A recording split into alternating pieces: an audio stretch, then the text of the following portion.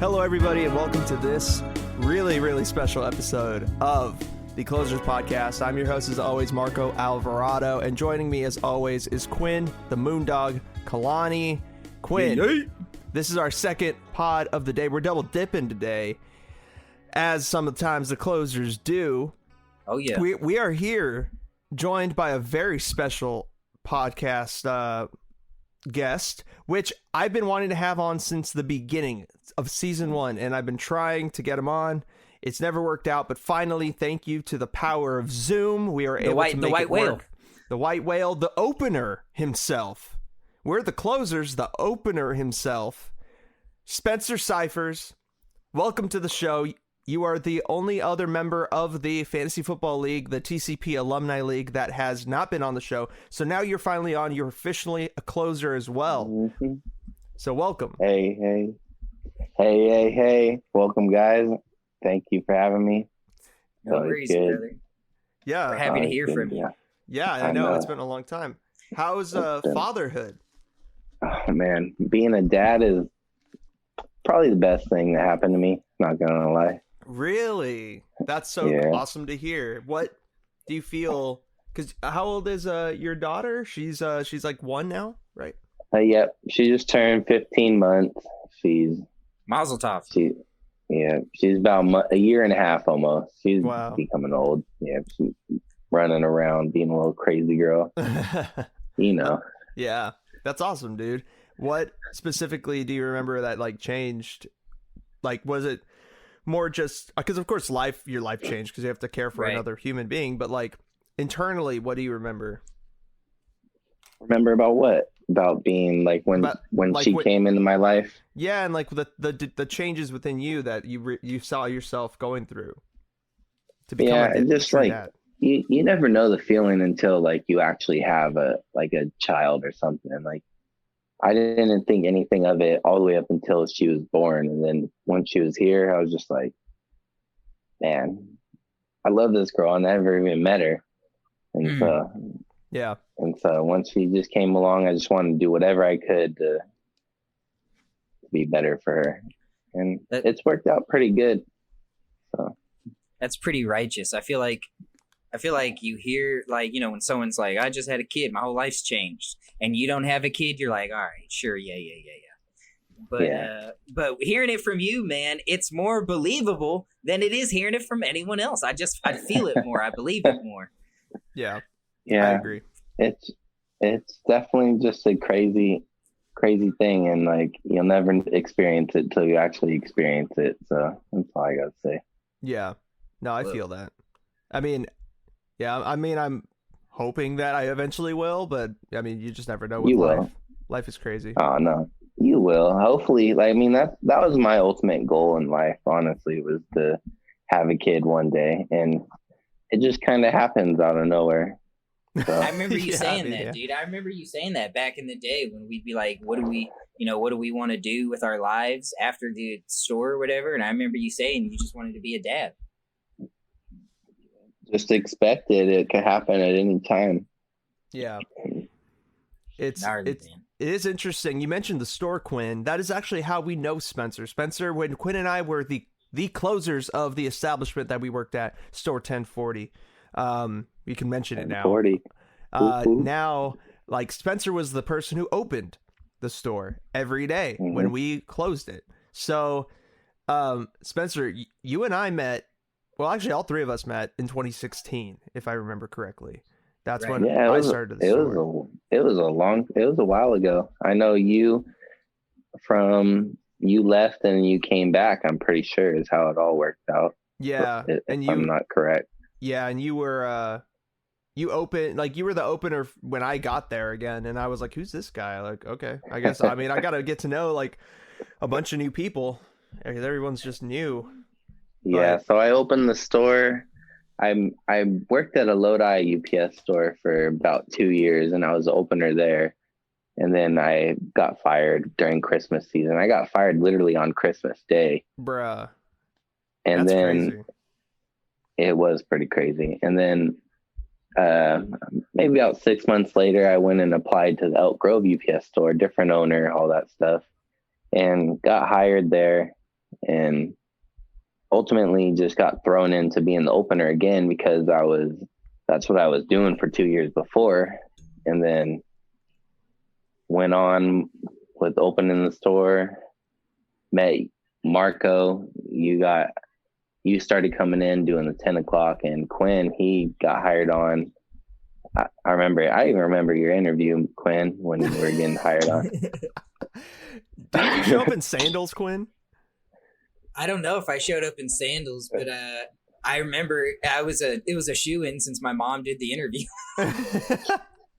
Yeah, your mom. That's how you were hired, Quinn. I remember you filled your mom's spot when your mom left. That's how it was.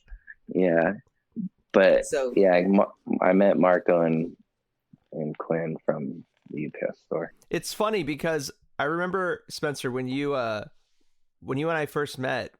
I remember, like, I didn't know anything about you. You were just like another guy, and I was just like, okay, like, I want to make this guy like be okay with me. I don't want him to like hate me. And I remember one of the first things I asked you was just like, so do you watch sports? And in that moment, you were like, yeah, I'm a Niners fan. And I was like, okay, cool. I'm not a Niners fan, but like, I think we have a common ground here. And eventually, all three of us and a bunch of other people that have been on the show started a fantasy football league. And we've done that ever since. You just won the fantasy football league this past season. So congratulations to the reigning champion of the league. You beat my mom to get there in the championship game, and she couldn't have been more happy to lose to you because you just had your daughter. So she was very happy that she was able to that I was giving the money to you. I'm your mom's biggest fan. I'm literally root for her every year in the fantasy league now. Really?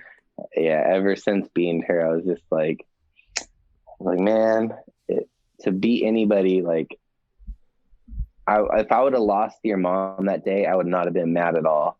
But if I would have lost to like say like Evan or Quinn or you like that day, I would have been pissed. But I was playing your mom, and I was like shit, if she wins, it's whatever. She can win. I'll get second place. But yeah, dude. I ended up lucking out and winning with fucking Joe Mixon and Kenyon Drake. They just balled out like for like 40 points or something. I don't know. I think it's a consensus that everyone in the league doesn't mind losing to LaPatty, but hates losing to everyone else. yeah, literally. Yeah, she's first place, isn't she? Right now, she's so. She's fourth. She's fourth. She lost. She dropped down then. Yeah, because it's been a roller coaster this year. It's been a lot of close games. Yeah, it's crazy, and it's funny how, like, every year she's in it, dude. She's always in the top, like, 4 teams every year. It's just crazy. And my dad, who's been watching football since, like... the bottom 4. Dude, he's just been in the bottom team. He's the freaking Browns of this league. He just can't get anything. Jamarcus MVP rides again. It's the perfect moniker. It is. He's kicking my ass this week, though. I'm playing him right now. Oh, yeah. He's kicking my ass. Who did he have? It's interesting because like he hasn't really done a lot, but like in the past couple weeks he's like surged. I'm looking at the standings right now. He beat me recently. I know that. I can't say it, but like father, like son. Hey, I was in the playoffs last year, bro. Yeah, I don't know what it is, Marco. Your team always looked good. I'm like, damn, Marco drafted good, and then the season starts, and then you're like, oh, Marco's 2-3 or 2-5. Bro. Like, you're like, what? It's just like the first season we had. So I'll just tell a quick story. This is where like I got clowned the most ever, I think, at that store because of my first season in fantasy when I was the Sus Boys, and I had to rebrand from the Sus Boys to the Grave Boys because the stink of the shit I was that was thrown to me that season was terrible. I drafted Ezekiel Elliott thinking he was going to be like the best. That was his contract year when he was holding out, and I took the gamble on him, and I was like, all right, he's going to get paid. I'll be fine. This fool didn't get paid forever. And then I was like, fuck it. Fuck Ezekiel Elliott. I'm done. He was suspended too for a couple games because he beat the shit out of that woman. Yeah. So Allegedly. Threw your whole season off. He's like that this year for me now because fucking Dak Prescott got his whatever. I don't know what he injured, but he got season-ending injury when he was like throwing for the most passing yards of all time. Right. I snapped his ankle. Yeah, dude, it was straight. Like, his really whole bad. his ankle fell off or something. That shit pretty much, dude. It was bad. Yeah, it was really bad. That's pretty much what happened. But he was balling out, and then I had Zeke, Dak, and CD Lamb, like all Cowboys players this year, and they were doing good at first, and then Dak got injured, and then I started quarterback for a minute, and I got injured, and then it's funny because in my season when I had Zeke, yeah, he was suspended, and then he was holding out, and so Chris Hogan that season was like balling with the Pats. He was balling. Like he caught a touchdown every game for like 8 weeks straight. And I was like, this guy's money. And Zeke literally has done nothing for me this season. I am at my last hope and I need to just take a shot. And Chris Hogan, I know for a fact I could get him. I have a good feeling I will gamble with him. Literally, I trade Chris Hogan to the eventual champion, Thomas Wheaton, who has also been on the show in the first season. And for Chris Hogan, Thomas Wheaton ends up going all the way to the fucking championship with Zeke because they signed the contract literally the day after I make the trade. I get Chris Hogan. Chris Hogan doesn't do shit the rest of the season, and I'm just the worst. And yeah, it took me a long time to live down that season at that store because Anthony would give me shit about it. You guys would give me shit. I give you shit. I gave you shit. I remember that trade now that you're talking about it. He literally traded Zeke and then for Chris Hogan. And I was like, damn, that's so much to give up. A first round for maybe like a fifth round or fourth round. Granted, Chris Hogan was balling, but yeah, you traded Ezekiel Elliott, who's like potentially a number one pick of all fantasy. And I was like, damn. I remember imploring you, like begging you to try to get you to trade Zeke to me while he was suspended, like being like, Marco, can I talk to you in the back? so you, Evan, and Anthony wouldn't hear, and I'd be like, yo, what do you want for Zeke? Was Anthony in on the first season, or what? Did he come in the second season? No, he was the inaugural season. Really?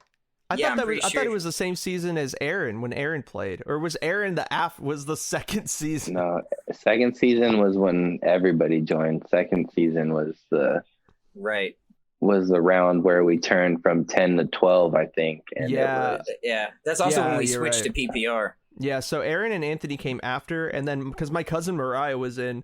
Yep, that's the first season. Yeah, the first season it was me and Spencer in the championship. Yes. And Quinn won, I think. On Todd Gurley's shoulders, man. That was like Todd Gurley's last hurrah. Oh, okay. Yeah. So I didn't. Okay, so Thomas. Yeah. So Thomas didn't win that season. He just got far. He won. I beat him in the round of the playoffs in the upset. He was the 1 seed, and you were the 4th. Yeah. Right, and then it was Spencer versus LaPatty. Yeah. In the other round of the playoffs. That's where that rivalry started, dude, man. The friendliest rivalry of all time. Like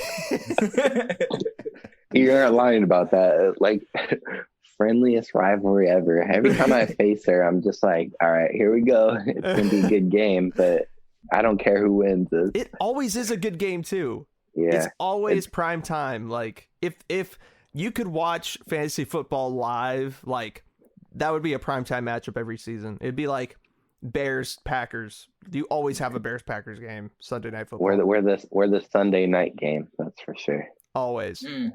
It's very interesting. But speaking of this season, Spencer, how do you feel about your chances this season? I know you're losing to my dad improbably currently, but I don't know, honestly. Like my squad's been thrown around, picked apart. I've drafted freaking Joe Mixon in every single league this year because he carried me last year and he's on IR currently. So, and then Joe Burrow, it was looking good, but Joe Burrow, then he's out. So now the Bengals they're already bad. Now they're just horrible. So But I'm still looking all right. I think I'm sitting at 5th place right now. So Right. I feel that. Do we have It's like not a like big? There's a big log jam in the middle of our league, like 7-5 between 7-5. Yourself, Spencer. Pawan is 7-4. You're 7-4. Drew's 7-4. LaPatty is 7-4. It's like a giant log jam at 7-4, and then my ass at 6-5, right behind you guys.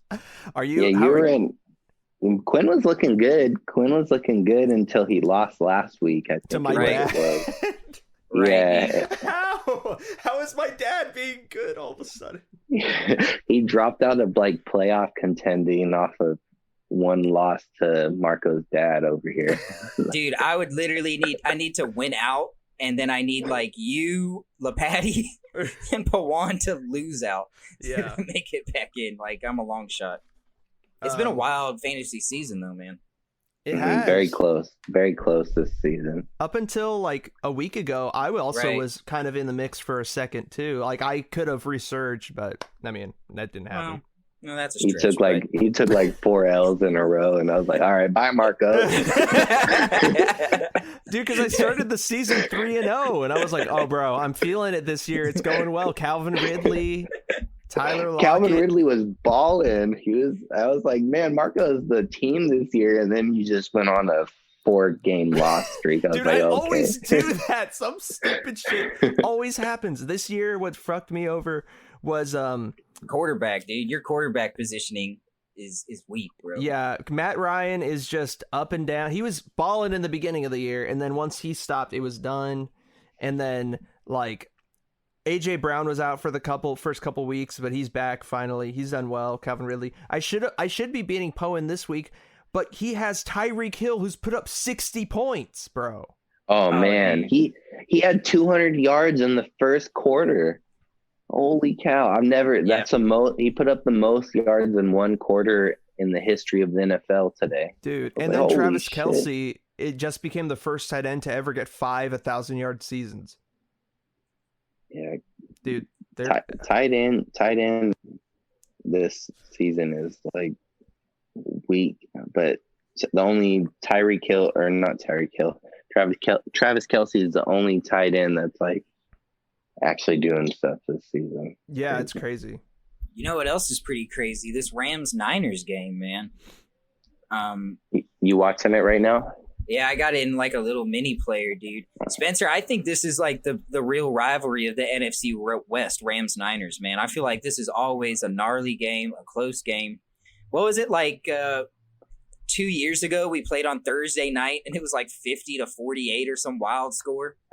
It's always the Rams, even when like the Rams are like the worst team in this division that we're in. That's like the best division now with the Cardinals, Seahawks, Rams, and Niners.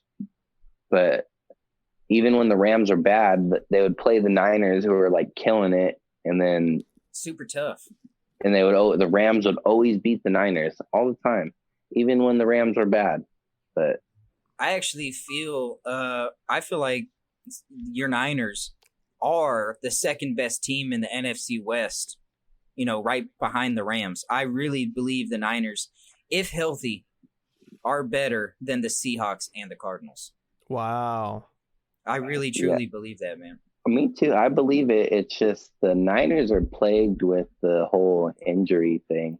Ever since Shanahan's came under the coaching thing, right? You'll have Jimmy G injured, and then this year again, Jimmy G's injured. You got McKinnon, who was injured when he was expecting him to be all good and whatnot. Yeah. Now he's playing. Bosa, Bosa and their other guy on the other side went out. I forgot his name, but he's huge too. He's the guy that got that contract for Buckner that got traded. Was it Armstead?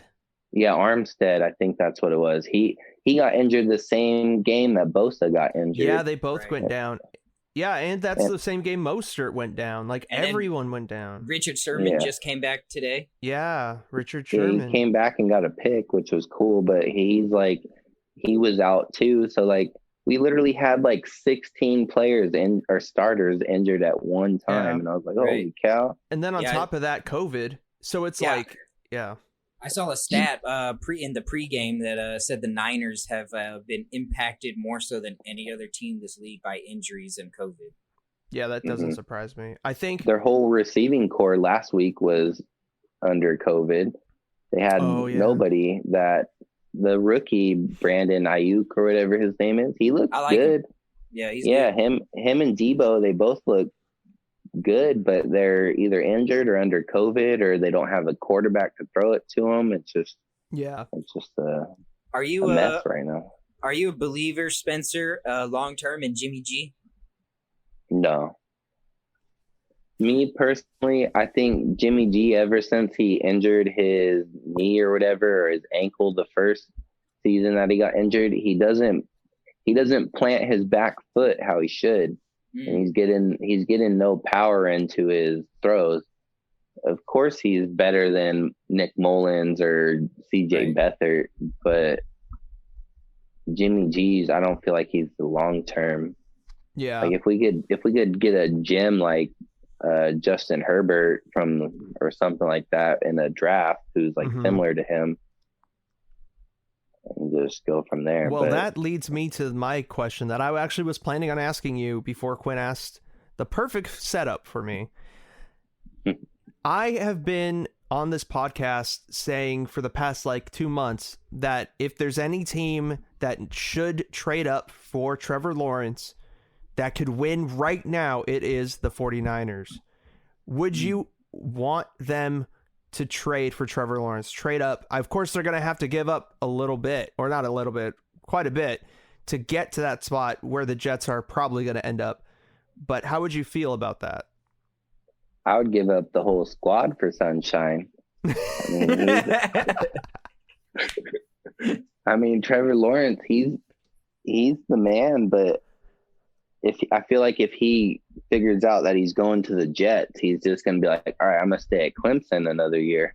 Yeah. Right. And just write his options that way, because he hasn't declared to go into the NFL draft yet. He's just waiting out his options. But Trevor Lawrence, like, he's the man. He's the real deal.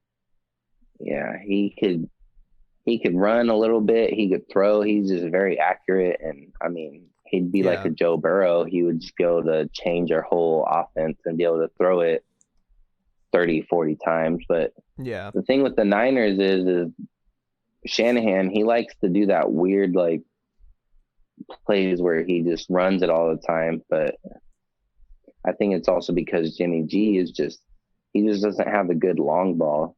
Yeah. He's accurate, but he doesn't. That's true. He doesn't have a long ball. He's like a check down, intermediate pass kind of guy. He learned from Brady. I mean, Brady, when he was in his prime, he had a good long ball, but Brady's always been a check down passer like Breeze. They both just like to check down. Right. Yeah. And of course, Jimmy G's, I mean, he's all right, but he's just nothing like, you see people coming into the league like Kyler Murray, and he's over here like doing 360s and throwing it up to Hopkins because for some reason the Texans traded him. Dude, that was the dumbest trade ever.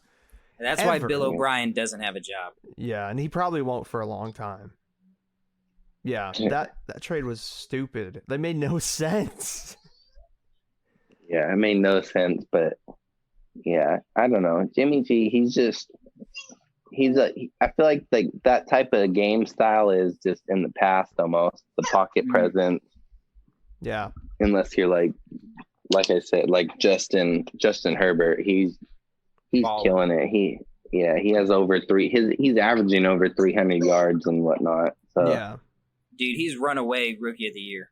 Yeah. Yeah. Yeah, there's no argument. Now that Joe Burrow got injured, I think there's nobody else that could be rookie of the year besides him.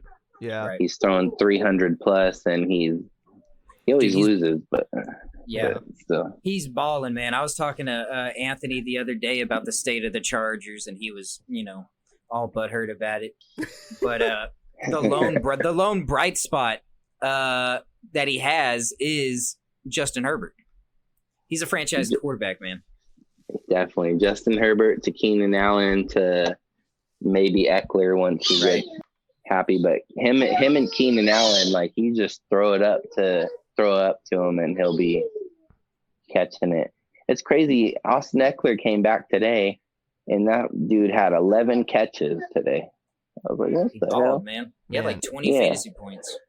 Yeah, for off 11 catches. Like, and he just came off of IR, and it's just, you could tell that the Chargers are ready to throw because they got Justin Herbert, who's 6'6" and could throw it like the whole field if he wanted to. Right. The Chargers are close, man. They're close. They're a few pieces away. Yeah, they're decent. There was some stat saying today that they have the top 3 offense and the top 12 defense, but they're still losing every game, which is crazy. I think most of their losses have been decided by one possession. Like, they've only lost by a touchdown or less in most of their games. Yeah, they'll lose like in the craziest ways, but I'm rooting for the Chargers, even though I think they need to go back to San Diego, but I'm still. For sure. Or come up here to Sacramento. Yeah, anywhere besides LA. Like, they're just overshadowed by the Rams because they went to the same stadium, and the Rams make a stadium that looks just like their Rams logo. And then they're like, all right, Chargers, you could join in on us too and play here. Yeah. Right. And yeah, it wasn't a good deal for the Chargers. I was honestly really surprised that they didn't renew their contract with the stadium at San Diego.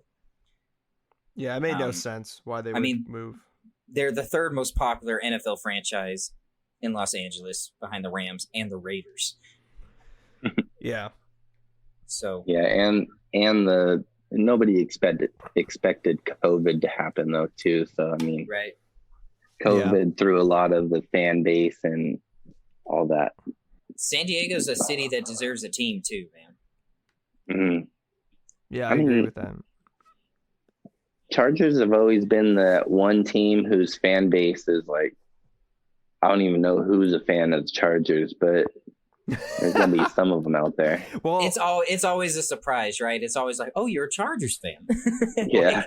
Well, you're not a Raiders fan. You're not a 49ers fan. Yeah. You're a Chargers fan. And it's funny because, like, with Herbert, if he's as good, if he continues his play, I think there's a lot of kids now that are just getting into football, becoming fans of football. Maybe they don't really have a team, or they want somebody to identify with.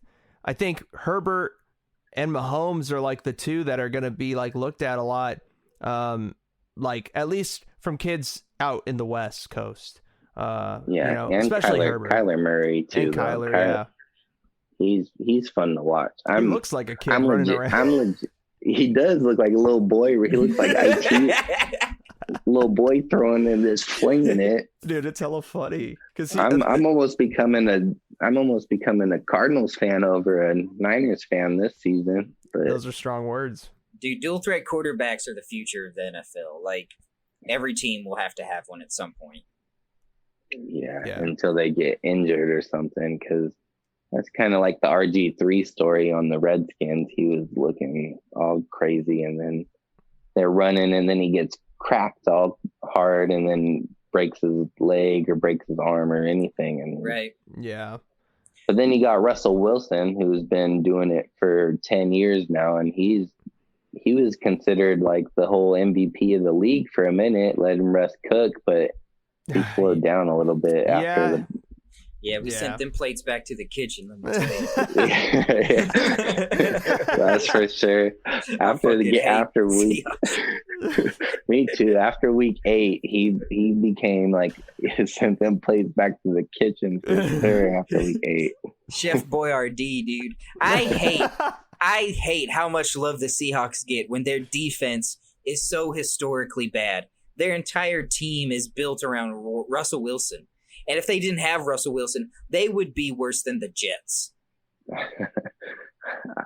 I agree. They'd be one of the bottom teams for sure, because they were ranked 31 or 32 for defense for the past couple weeks, but then Yeah. every now and then they'll show up, and then but still they're not the Legion of Boom anymore. I think that's sure. a testament to how like crazy Russell Wilson is. But even if he's off by a little bit, like he's off by just barely anything, and they lose the game just like they did against the Bills, just like they have in the past couple weeks. Yeah, it is a testament to Russell Wilson's greatness, and it is a detriment to the coaching ability and general managership of the Seattle Seahawks. Their team defensively has historically gotten worse every year, and they don't particularly draft well either, honest to God. They drafted DK, who was a outstanding pick, but has anyone heard anything from Rashad Penny? No. He's on the corner. Going to be a bad pick. He's on the corner collecting pennies. That's where Rashad Penny is. Bro, you've been saving that one for a minute. I could tell. DK though, DK was a good pick. That man's a fucking stallion. Have you seen him running? He does look like a horse running down the sideline. I hate his stupid ass binky, but man, he's a stallion. Bro, what's crazy about the Seahawks is that their defensive coordinator is Ken Norton Jr., who was the defensive coordinator for the Raiders when Jack Del Rio was the coach of the Raiders, and they were terrible. But because he came from the Seahawks as a linebackers coach, what's his name? Pete Carroll was like, all right, come be our defensive coordinator. It's like, to me, it's no surprise why they're so shitty, because Khalil Mack was the big reason why that defense, that one year we were 12-4 and Carr got hurt. He was the main reason why that defense was able to keep us within games, and like, not like our defense was trash, but just that one monster player was able to make up a lot of ground, much like Russell Wilson does for the Seahawks on the other side of the ball. But Ken Norton Jr. doesn't have that guy. He has Darius Slay, and Bobby Wagner's a little older, but they're not the same type of player as Khalil Mack. We're just game changer. And I think he really needs that type of player in order to be a good defensive coordinator. But that's just, anybody would need that player. Like, if I was given the opportunity to be a defensive coordinator, I would need a guy like Khalil Mack, because I wouldn't know what the fuck I'm doing, right? Like, right. I mean, yeah. Khalil Mack being traded to the Bears was like John Gruden's worst thing, but that's like how he would DeForest Buckner when he traded him. Yeah, it's just they're trying to save cap space in the long run, right? And build up the team like for the future, because like, but that's somebody you pay. That's somebody you got to pay, because it changes your whole defense. But I don't know. Yeah, you know what though? I think this trade is going to, the Khalil Mack trade is going to work out in the long run for Gruden and the Raiders. Man, I mean, they got Henry Ruggs out of it, Josh Jacobs out of it. They've got some really Jonathan Abram. Yeah, they've got some really solid young players to build around, man. Yeah, we do have a foundation now, which we didn't have before. So right. I mean, you guys are in contention, like legitimate playoff contention now. So, and what are the Bears doing? Honestly, that's true. Yeah, they're fighting for a wild card desperately. They don't even know who their starter is. Their starting quarterback. Right. They don't like any of their starting quarterbacks. That's what's pretty funny. But I want to pivot the conversation really to a little bit. It's funny though, because there is one starting quarterback that we always referred to you as, Spencer, when we would play flag football games every other Sunday back at the heyday of the A team at Store 1040, and that is TB12. I just want to know your secret, Spencer, because when we would play, I would be in cleats. Sometimes I'd have my gloves and shit, trying to like get any advantage I could, because I knew I needed fucking help. And you would come out here in a hoodie, fucking sweats and Vans with zero grip, like zero grip Vans, and you would just run for like 200 yards, proportionally. We should also clarify that Spencer most often threw a perfect spiral, and Marco, your throws were so bad. Oh my God, that's so funny, man. Literally, I'd be sliding on the grass. I don't know how it would be, but I'd be I'd catch like the most craziest touchdown pass that like while I'm being tackled at the same time in a 2-hand touch. Dude, there was always that one play where There's the Spencer play, yeah. The Spencer play where like somebody like Anthony chucks you the ball downfield and you're not supposed to catch this. Like Evan's all over you or whatever. It's just clearly like you and Evan went hard. That was the rivalry right there. That was a battle, man. Me and Spencer would guard each other to take breaks. Yeah, it was like, all right, Quinn, we'd send this one out. Let them run this play. Because we'd be so fucking winded. But me and you had the craziest catches. I swear, we'd have that one play where we would just catch the ball and be a game changer. Yeah, but we would always come out with a surprise play. It's like either Spencer, you would pick off Quinn, or Quinn would pick off you, and then it would just like change the entire game. Those are crazy days. Those are super fun. Yeah, that was pretty fun. Yeah, I remember one time. The Christmas Day game. Were you there for that? Like the most like the one where Aaron got hurt.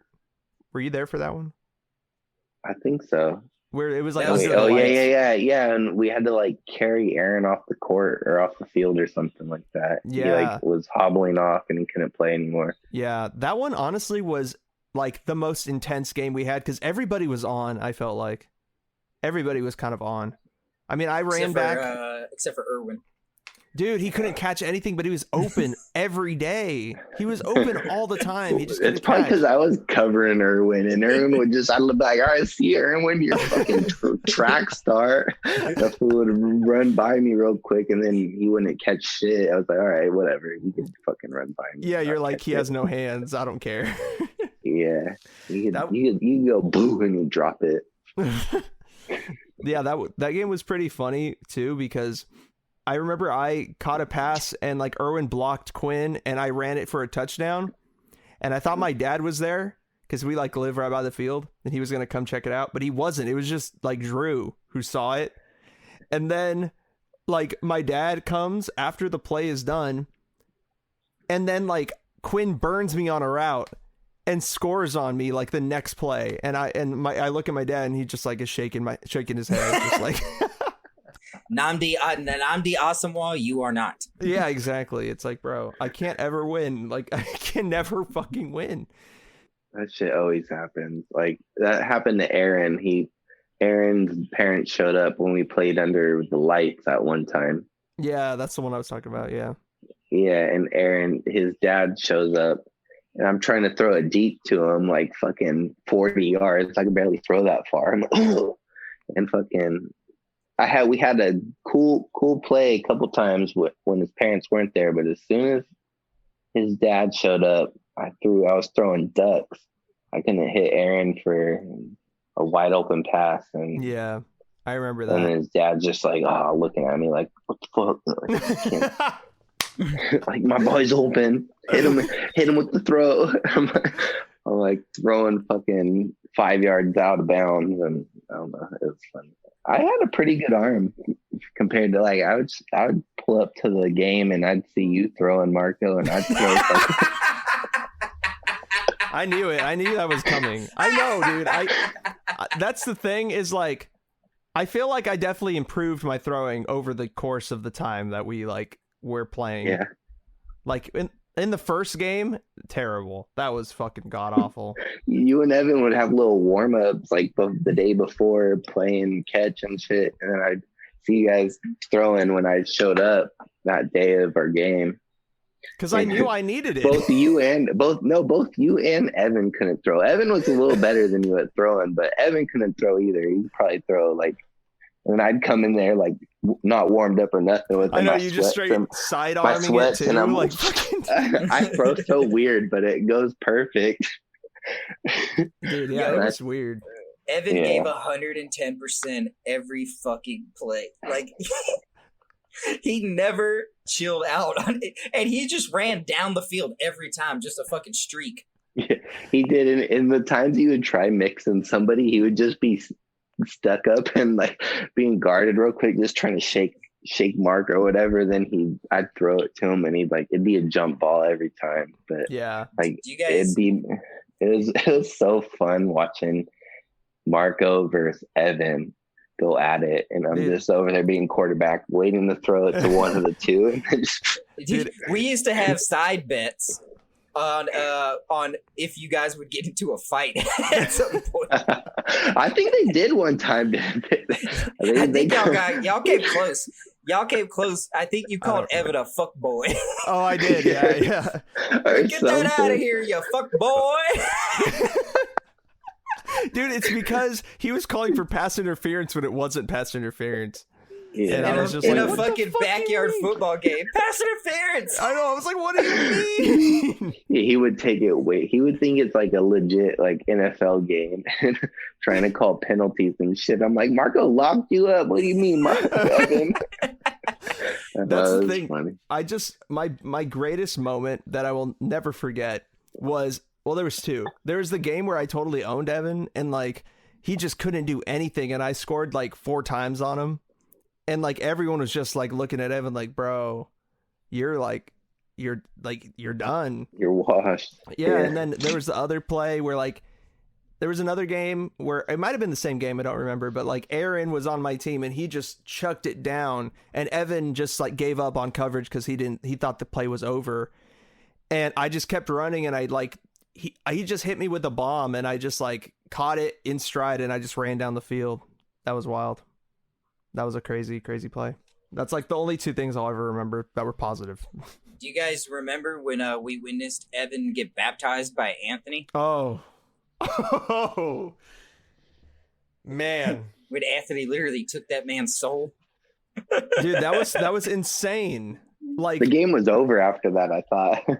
I think, yeah, because what were we playing? We were playing 2-hand touch, right? No, we were still playing tackle then. Oh, we were trying to play tackle, and then he fucking after and that. Evan was getting hyped because I think he had just scored a touchdown. He was like, yeah. And then Anthony literally leans over to Aaron. He's like, I'm gonna fuck him up. And then Evan caught a ball. But dude, the thing is, Anthony has told me in the ever since that he was gonna ease up on that hit, but Evan lowered his shoulder he was gonna try to go through Anthony, and Anthony was like, okay. He just fucking cracked him. It's ridiculous.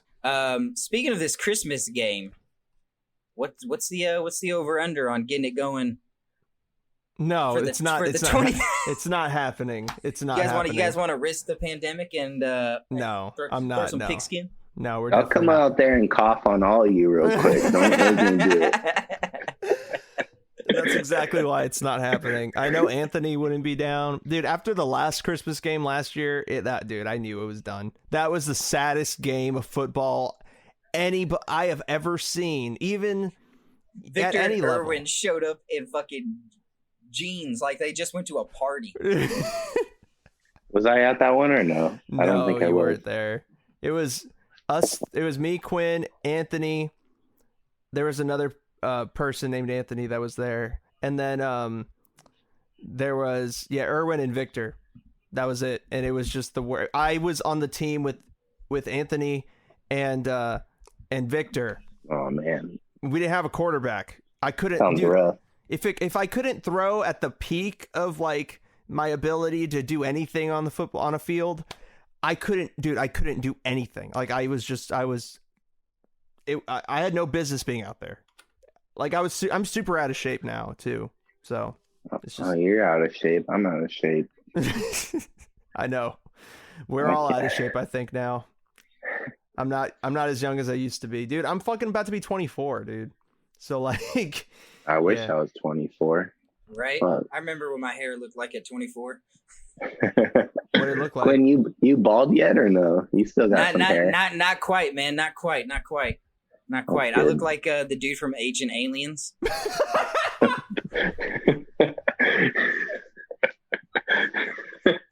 Agent Aliens. Come I totally on now. forgot about that dude. If I grow my hair out long, I haven't gotten a haircut in months, so my hair is naturally really curly and it just kind of afros out. Yeah. So if I don't cut it, like shave it, man, yeah, I'll be the aliens guy. Right, you should Yeah, be him for but Halloween. So Spencer, aside from football, and football, is there anything else that's going on with you currently that is kind of interesting? How's the pandemic been for you? I'm tired of the pandemic, honestly. Mm. I'm just ready I for. think everybody is. Yeah, I'm ready just for no more masks, no more anything. Just let's write it out and see what happens. But at the same time, like I've talked to multiple people who have experienced deaths and things that will change your mind about how COVID is. But for me, I haven't experienced any of that. I feel like I've had COVID early on in the early stages of it because I got really sick for a week. And I've talked to a lot of people who have had it or think they've had it. And it seems like it's not as bad as what it really is. But at the same time, it's something that if you get, you don't want to be around your family members because they could pass away from it. So, yeah, since we are younger and we're not in a high risk group, but yeah, we're younger. And if we get it, we're fine. But say my 91-year-old grandpa, if he gets it, he'll probably be done for. So, I mean, yeah, exactly. Do you think they fucked up in the lockdown and stuff by constricting it blanket instead of saying, you know, if you're past a certain age, if you're in a certain group, stay home? Yeah, I think that they should give certain people more freedom because the only people that are really affected by it, and it's a very low percentage of people that actually pass away from it, are the elderly people. And when you get an outbreak in elderly homes, which I monitor fire systems in elderly homes, and I've been to elderly homes that say they've had outbreaks of COVID there. They've had multiple people die. Niners just won, by the way. Fuck you, Quinn.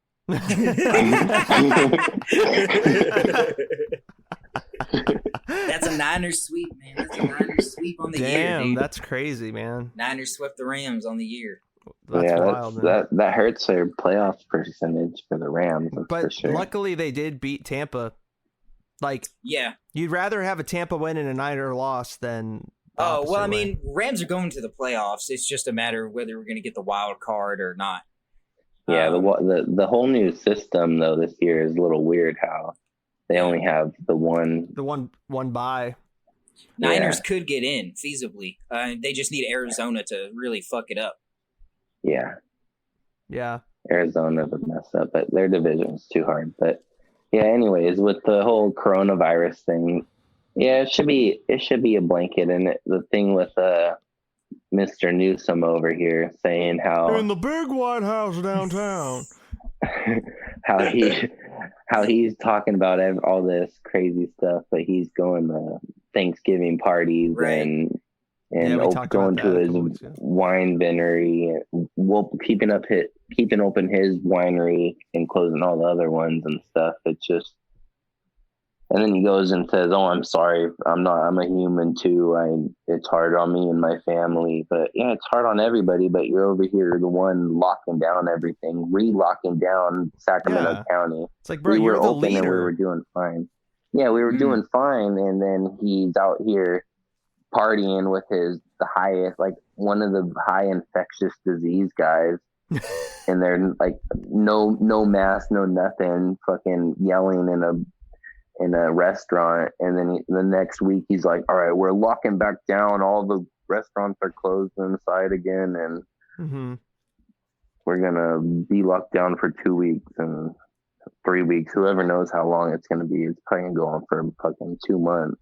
Yeah, and then it was just nice seeing like things starting to open back up, and then all the businesses you talk to, restaurants you talk to, they're like all pumped up. They could actually have people inside again, and then they're like, "All right, we can't be inside anymore." So. Yeah, it is rough. I think that it's just there has to be more accountability with the leadership, because I mean, at the end of the day, yes, like speaking to just what Governor Newsom said,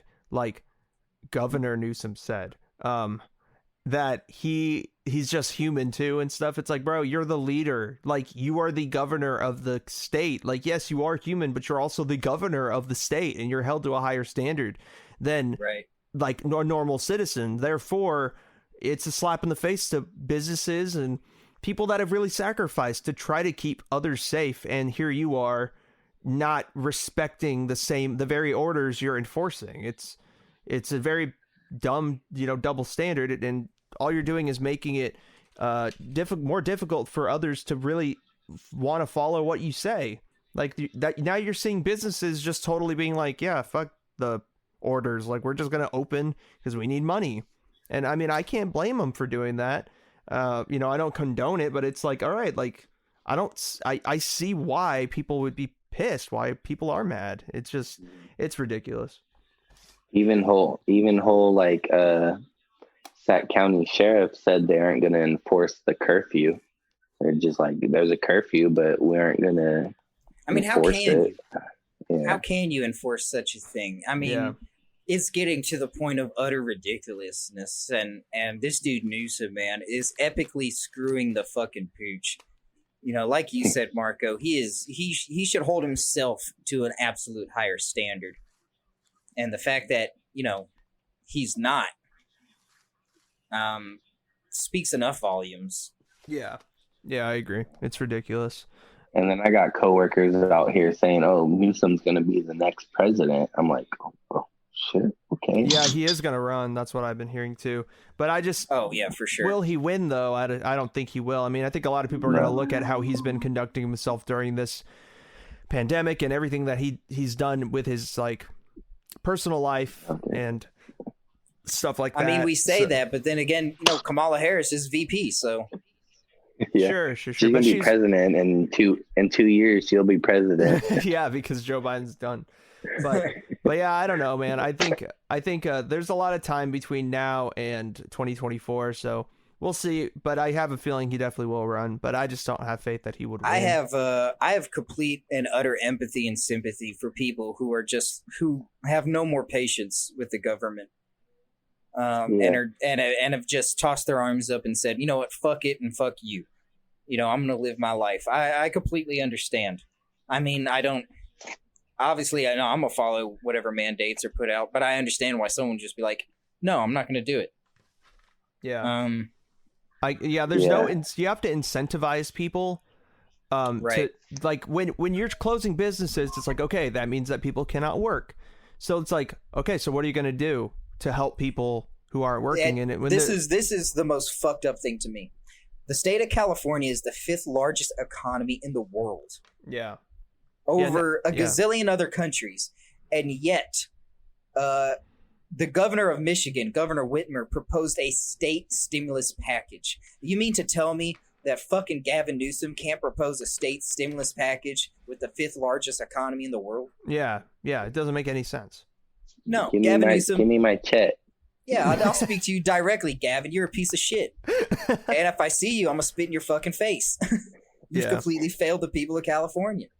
Yeah, I agree. You've completely failed, dude. And how hard is... It's not hard. You're a Democrat. You should not be... How can you fail the people of California? Yeah, it doesn't make any sense. They're already in your favor. Especially in this situation. It's like, yeah, it just doesn't make sense. All the logistics and stuff, but it does lend itself to the anger that a lot of people have for this situation because he was also seen with lobbyists and stuff. So it makes you think, it's like, okay, so he's definitely not, like, he's trying to make himself seem like the man of the people and stuff. He's not. He's in it for himself, just like a lot of politicians are. That's not different for, that's not a special thing. I mean, he's a politician, but, like, people see right through him. People see right through him. And, yeah, I don't blame people for being upset or not really wanting to follow the mandates. Like you said, Quinn, I am going to follow them, but still, it's just like, I don't hold it against, people that do that, but I follow it to an extent personally. Yeah. I'm going out of town next week. I went and seen multiple family members when when you aren't supposed to. But I mean, you only be locked in your house for so long. Yeah, granted, if I'm told to wear a mask in a place I go, I'm gonna wear a mask. Yeah. Right. But I'm not gonna stop my whole life just for one thing. And you only could do it for so long, especially when I have a 1-year-old who I don't want to be locked in my house all the time. I want her to experience life and get social skills. And yeah, it's difficult when you have a kid, I can imagine. Well, I mean, she's a kid. She needs to be outside getting sunlight and fresh air and vitamin D and stuff, Yeah, she needs to be out and about. And I couldn't even imagine. I'm glad she is how young she is now, because I wouldn't want her to be in school the way it is right now. Oh, man. The whole school system just messed up. Yeah, There'll be people in school who will be freshmen, and they'll only have 2 credits, and so you're supposed to be halfway through your year so already. Yeah, there's a lot of questions. Hopefully, I mean, the show is ending in a couple weeks, but if there is ever another incarnation of the show or another conversation that will be recorded and presented to people in the distant future, hopefully we will be able to talk about that we are past this, So yeah, it's going to be history for sure. And I mean, it is a pandemic that the Chinese government fucking unleashed on us. But I mean, there's conspiracy theories about it, but I don't know. I'm saying, dog. What do you mean? What do you mean? No, you're not. Jesus Christ. Well, I you know what? I think that, first of all, yeah, I would never be around someone who's of Asian ethnicity and be like, the fucking China virus. But me either. But if fucking China virus, that's what. But I cannot argue that China's poor FDA regulations. Yeah. They kind of screwed the pooch. Well, yeah, that is proven. Yeah, so yeah, I agree with that. Someone in China fucked up somewhere. I'm not saying it was on purpose. I'm saying someone took a day off when it really needed not to. Yeah, okay, yeah, I agree with that. But I don't know. But it's just crazy how fast it went from, oh, it's only in China, oh no, it's over here, there's a first case, no, we're all infected. It's kind of how viruses work, though. That's because they go really quick. People get sick. You just get a little bit. You get a couple I don't know, virus bacteria cells or whatever in you, and it's over. You're done.